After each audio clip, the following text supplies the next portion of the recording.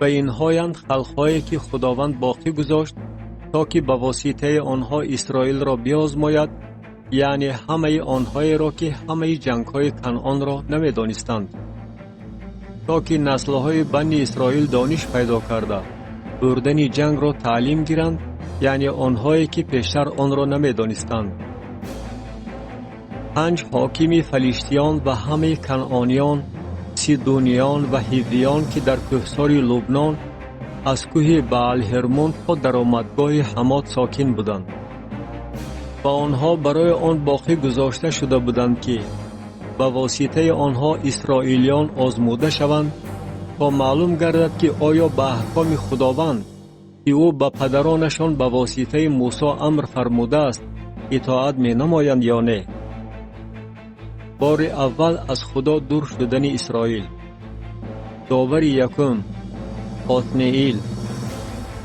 و بنی اسرائیل در میان کنعانیان، هیتیان و اموریان و فریزیان و هیویان و یبوسیان ساکن بودند و دختران آنها را برای خود به زنی می گرفتند و دختران خود را به پسران آنها می دادند و خدایان آنها را عبادت می کردند.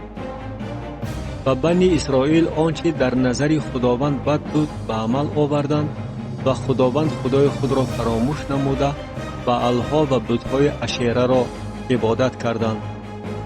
و خشم خداوند بر اسرائیل علنگه گرفت و آنها را به دست کوشتن رشعاتییم که پادشاه ارم نهرین بود سپرد و بنی اسرائیل 8 سال به کوشتن رشعاتییم خدمت کردند.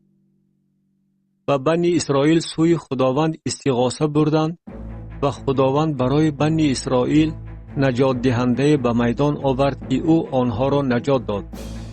او عتنییل ابن قینز دادر خردی کالب بود و روح خداوند بر او بود و اسرائیل را داوری می نمود و برای جنگ بیرون آمد و خداوند کوشند رشعاتییم را که پادشاه ارم نهرین بود به دست او تسلیم کرد و او بر کوشتن رشعاتییم دست بالا شد و زمین 40 سال آرام یافت و عتنییل ابن قینز وفات یافت.